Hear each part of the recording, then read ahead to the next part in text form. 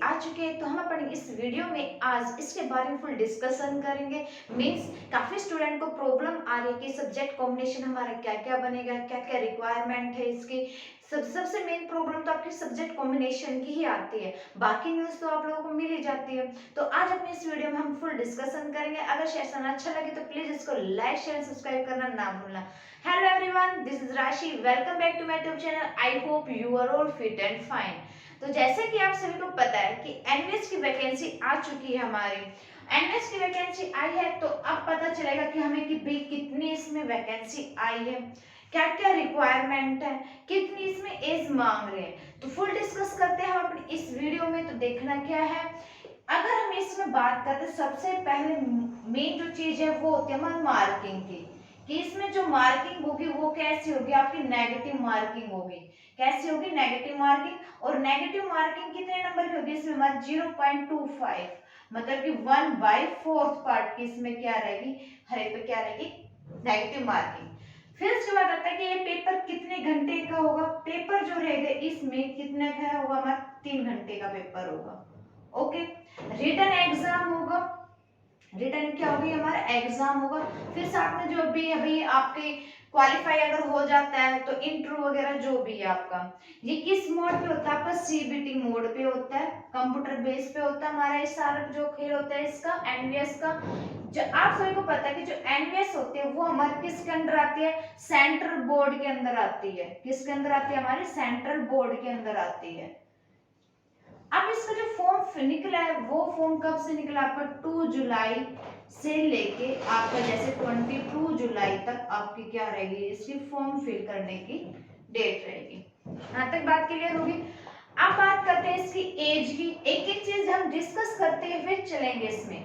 अगर हम एज की बात करें तो एज में क्या रहेगा, +35, मतलब कि 35 ईयर्स रहेगी आपके पास इसमें। अगर 35 ईयर से अगर आप अबाव हो, मतलब कि अगर अबाव हो तो फिर आप उसमें नहीं रहोगे, योग्य नहीं रहोगे फॉर्म फिल करने में। फिर साथ में बात आती है, अगर हम वोमेन की बात करें इसमें, तो वोमेन किसी भी कैटेगरी की हो, भाई एससी हो, ओबीसी हो, जनरल हो, किसी भी कैटेगरी को, उनको 10 ईयर क्या मिला है इसमें, 10 साल का क्या मिला है, रिलैक्सेशन मिला है। रिलैक्सेशन मतलब कि अगर वो 35 अबाव है तो 35 अबाव कितनों में, 10 ईयर्स का, मतलब कि 45 तक की वोमेन इसको फिल कर सकती है। फिर बात करते हैं, अगर हम एससी एसटी कैटेगरी की अगर हम बात करें, एक एक चीज डिस्कस करते हुए चलेंगे। अगर एससी एसटी की अगर हम बात करें तो इसमें 5 ईयर्स का क्या मिला है, रिलैक्सेशन मिला है। मतलब अगर 35 है तो +5 कितना होगा, 40 ईयर्स तक क्या क्या मिला है इसमें, एज रिलैक्सेशन मिला है। क्लियर? मतलब कि 40 ईयर्स के भी इसमें फिल कर सकते हैं। फॉर्म फीस की अगर बात की कि भाई इसमें कितनी फॉर्म फीस लगेगी हमारे, तो आप अगर चाहे तो मेरे टेलीग्राम चैनल पर भी ज्वाइन कर सकते हैं मुझे, उसमें मैं आपको फुल डिटेल बता दूंगी भाई इसकी फीस क्या क्या है, कौन कौन से कैटेगरी क्या क्या फीस मांगी हुई है। क्लियर यहाँ तक? तो एज हो गई हमारी, ये हो गई। अब बात करते हैं हम क्या इसकी पोस्ट की, कि पोस्ट इसमें क्या क्या निकली हुई है। पोस्ट की अगर मैं बात करूं इसमें, तो फर्स्ट प्रिंसिपल की जो पोस्ट है वो आपकी कितनी इसमें, 12 निकली हुई है। वैकेंसी जो है वो प्रिंसिपल कितनी, 12। टीजीटी और पीजीटी की अगर हम बात करें, सबसे पहले ये जो फॉर्म होता है ये आपका पीआरटी लेवल का नहीं होता है, तो इस चीज का ध्यान रखना। कभी ये सोचो कि भाई एनवीएस जो होता है वो पीआरटी लेवल का भी होता है, क्या पीआरटी लेवल का नहीं होता है। टीजीटी में जो वैकेंसी निकली है वो 683 निकली है, पीजीटी में जो निकली है वो 397 निकली है। क्लियर? यहाँ तक आई चीज समझ में? भाई पीआरटी इसमें अवेलेबल नहीं होती है, वो योग्य नहीं है अगर पीआरटी आप फिल करना चाहते हो तो। ओनली टीजीटी और पीजीटी की पोस्ट के लिए होती है। ओके। नेक्स्ट क्या होती है हमारे पास, भाई प्रिंसिपल के लिए पोस्ट निकल गई 12, टीजीटी की होगी हमारे पास, पीजीटी की होगी। अब बात करते हैं क्या हम क्वालिफिकेशन की, देन हम बात करेंगे किसकी, अपनी सब्जेक्ट कॉम्बिनेशन की। तो लास्ट वीडियो तक बने रहे, हम सब्जेक्ट कॉम्बिनेशन के बारे में फुल डिटेल डिस्कशन करेंगे। क्वालिफिकेशन की अगर बात करूं तो इसमें ये 4 इयर्स आपका इंटीग्रेटेड कोर्स मांगता है, मतलब ग्रेजुएशन तो आपने की होगी, प्लस आपका क्या होना चाहिए, बीएड होना चाहिए, और साथ में क्या होना चाहिए आपका सीटेट होना चाहिए। भाई आपका क्वालिफिकेशन क्या हो, 4 इयर्स का इंटीग्रेटेड कोर्स, मतलब कि या तो आपने क्या हो, आपकी ग्रेजुएशन हो या फिर आप बीएड की डिग्री तो होनी चाहिए आपके लिए, तो बिल्कुल कंपलसरी है। और साथ में क्या है, सीटेट। अब बात आती है कि जो स्टूडेंट परसुइंग है, मतलब कि बीएड जो कर रहे हैं, तो वो अवेलेबल नहीं होंगे क्योंकि इसमें बीएड की डिग्री मांगी हुई है। अगर लास्ट सेम है भाई, एग्जाम हो चुका है, पेंडिंग है, तो कर सकते हैं इसलिए, क्योंकि उनके लिए फिर बीएड की डिग्री आ जाएगी। इतने जब तक ये रिक्वायरमेंट होगी, इसे कंप्लीट होगी यूनिवर्सिटी, इतने तो डिग्री आ भी जाएगी। तो बीएड में आपकी कंप्लीट डिग्री होनी चाहिए, इसमें प्लस सीटेट तो हो गई होगा आपका। ये आपकी दोनों चीजें होगी, टीजीटी के लिए भी, पीजीटी के लिए भी। अब टीजीटी की अगर हम बात करें तो 10th क्लास तक का सिलेबस रहता है हमारा, बट उसमें नोटिस में डाला हुआ है क्लियर कि आपका जो इसमें सिलेबस है वो 12th तक जा सकता है, और पीजीटी में आपको ग्रेजुएशन तक जा सकता है।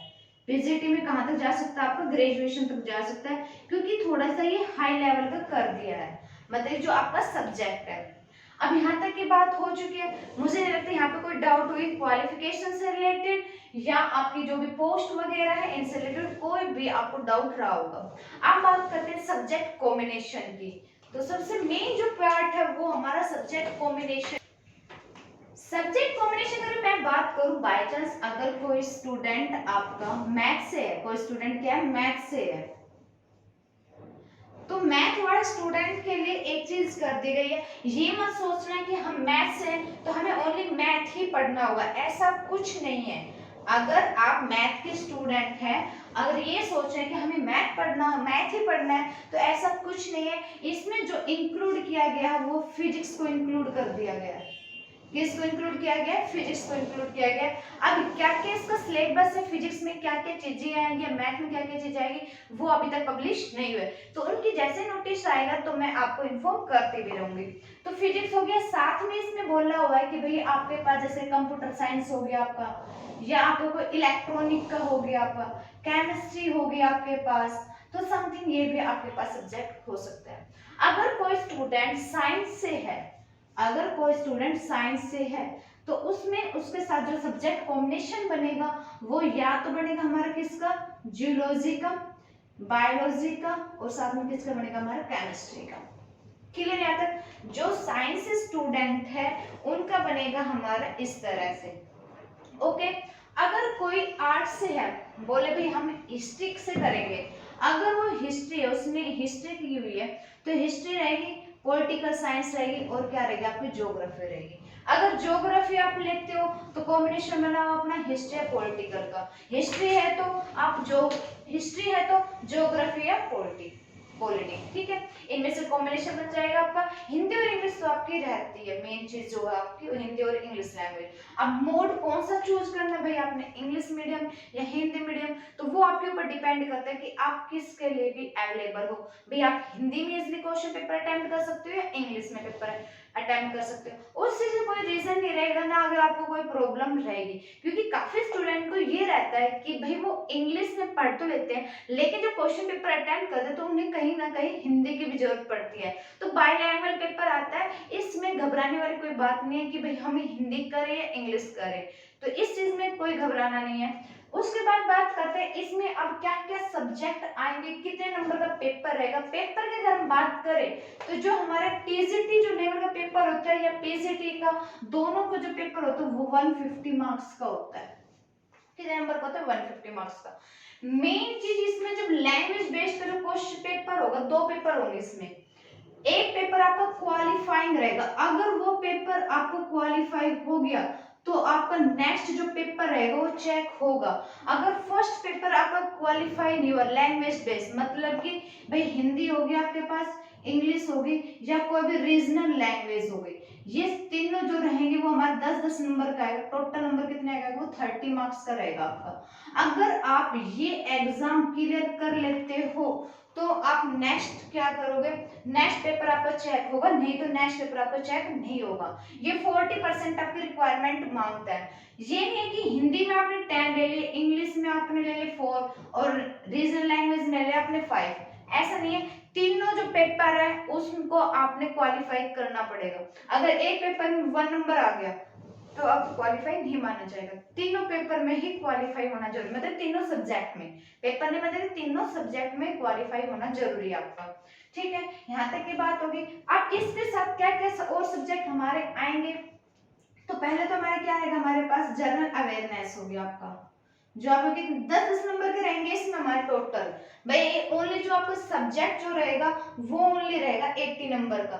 जैसे जनरल अवेयरनेस हो गया, रीजनिंग हो गया आपके पास, ठीक है, टीचिंग एप्टीट्यूड हो गया, आईसीटी हो गया आपके पास। ये सारे कितने नंबर के हो गए आपके, 10-10 नंबर के हो गए। ठीक है, मतलब कितने नंबर के, 40 नंबर का हो गया हमारे पास। उसके साथ फिर आपका आता है सब्जेक्ट कॉम्बिनेशन, मतलब ये सब्जेक्ट, जो सब्जेक्ट वो आपका मेन है, जो आपका 80 नंबर का होगा। तो ये देखो 90, 100, 110, 120, 120 जो 30 ऐड करो तो क्या हो जाएगा 150।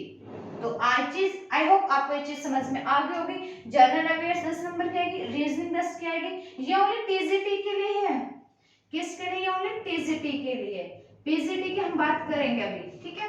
टीजीटी में जनरल अवेयर्स 10 नंबर की रहेगी, रीजनिंग में 10 की रहेगी, टीचिंग एप्टीट्यूड 10 का, आईसीटी जो एग्जाम रहेगा आपका वो भी कितना 10 का। सब्जेक्ट आपका मेन जो रहेगा वो 80 नंबर का रहेगा आपका, 120 प्लस 30 क्वालिफाई एग्जाम कितना होगा 150। अगर हम बात करें पीजीटी पोस्ट के लिए, अगर हम बात करते हैं तो पीजीटी के लिए देखो, पीजीटी में जो हमारी रीजनिंग रहेगी वो 20 नंबर की कर दिया है, तो जनरल अवेयरनेस जो रहेगा वो कितना है 10 का। रीजनिंग जो यहाँ पे है वो 20 नंबर की कर दी है हमारी, ठीक है।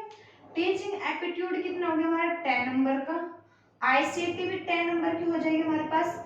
सब्जेक्ट रहेगा, लेकिन जो सब्जेक्ट जो ये रहेंगे लैंग्वेज बेस्ड का जो है, हिंदी, इंग्लिश और रीजनिंग, रीजनल लैंग्वेज, ये आपको यहाँ पे 20 नंबर का कर दिया गया है, ठीक है। और पीजीटी पोस्ट के लिए जो आपका क्वालिफाई एग्जाम है, क्वालिफाई जो एग्जाम रहेगा वो ओनली आपका 20 नंबर का रहेगा, क्योंकि 10 नंबर यहाँ पे कर दे रीजनिंग के। क्लियर है तक? तो ये भी कितना हो गया 150। ऐड करके देख लो 30, 40, 50, 130, 130, 20 कितना हो गया 150। तो चीज समझ में आई, सब्जेक्ट कॉम्बिनेशन समझ में आ गया ना सभी को, कि मैथ अगर है तो मैथ के साथ आपका फिजिक्स, कंप्यूटर साइंस हो गया, इलेक्ट्रॉनिक का हो गया आपके पास, केमिस्ट्री हो गया, ये ऐड कर दिया है। साइंस में आपका बीजेडसी मतलब कि बायोलॉजी है, जियोलॉजी है, केमिस्ट्री को ऐड कर दिया है। हिस्ट्री के साथ हो तो हिस्ट्री, पॉलिटी या ज्योग्राफी, ज्योग्राफी से हो तो हिस्ट्री, पॉलिटी। सब्जेक्ट कॉम्बिनेशन आप देखोगे आपके लिए कौन सा सूटेबल है। उसके साथ जो हमारे टीजीटी का अगर हम बात करें तो जो मार्क्स होगा वो 150 नंबर का होगा, नेगेटिव मार्किंग रहेगी साथ में इसमें। तो जनरल अवेयरनेस जो रहेगा वो 10 नंबर का, रीजनिंग भी 10 नंबर की रहेगी, टीचिंग एप्टीट्यूड 10 नंबर का, आईसीटी भी 10 नंबर के, सब्जेक्ट जो रहेगा वो 80 नंबर का रहेगा। फर्स्ट ऑफ ऑल जो आपका फर्स्ट एग्जाम है, ये आपका जो मतलब कि जो 6th पार्ट है, ये आपका क्वालिफाई होना जरूरी है। तो इस चीज का ध्यान रखना, इसको भी छोड़ना नहीं है कि 30 नंबर का कहीं हम छोड़ दे, ऐसा नहीं करना है। रीजनल लैंग्वेज अगर हम बात करें तो 22 लैंग्वेज मिलेगी इसमें आपको, तो आप देखो कौन सी आप चूज करोगे, भाई हिंदी है, गुजराती है, मराठी है, कौन सी आप चूज करना चाहते हो, तो एज योर डिपेंड करता है। उसके साथ पीजीटी में भी, पीजीटी में जो क्वालिफाई एग्जाम है 20 नंबर कर दिया है, रीजनिंग है वो 20 नंबर कर दिया हमारा, 10 नंबर इसमें घटा के इसमें बढ़ा दिए हैं, ठीक है। और इसमें बाद में फिर क्या होगा, अगर ये क्वालिफाई कर लेते हो आप तो फिर उसमें निकलेगी आपकी मेरिट लिस्ट। मेरिट लिस्ट निकलने के बाद फिर पता नहीं क्या क्या चीजें चलेंगी इसके अंदर, भाई इंटरव्यू वगैरह हो गया, शॉर्ट लिस्ट निकलेगी, देन आप क्या कर पाओगे, इसमें ज्वाइनिंग कर पाओगे। अब बात करते हैं कि इसमें ये पूछते हैं कि भाई क्या हम सब स्टेट के भर सकते हैं इसके अंदर। देखो अगर दिल्ली की अगर मैं बात करूं तो दिल्ली में कोई भी नवोदय स्कूल नहीं है, तो दिल्ली के लिए तो कोई आप देख लो कि आप भाई कहाँ बाहर जा सकते हो, नहीं जा सकते हो, क्योंकि काफी क्या रहते हैं भाई, हाउस वाइफ की अगर हम बात करें तो बाहर नहीं जा पाती है। तो आप देखो कि आप कौन से एरिया में रह रहे हो, कि वहां पे आपका एनवीएस स्कूल है या नहीं है।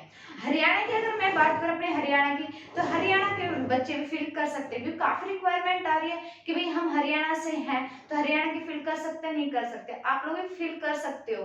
डिपेंड करो कि आप कौन से एरिया में रहते हो, उस एरिया में दायरे में कोई एनवीएस स्कूल है या नहीं है, भाई जहाँ पे आपकी ट्रेनिंग होने के बाद नंबर आ सकता है, नहीं आ सकता है, पोस्टिंग अगर आप कराओ तो आपके ऊपर डिपेंड करता है कि आप कहाँ से बिलोंग करते हो।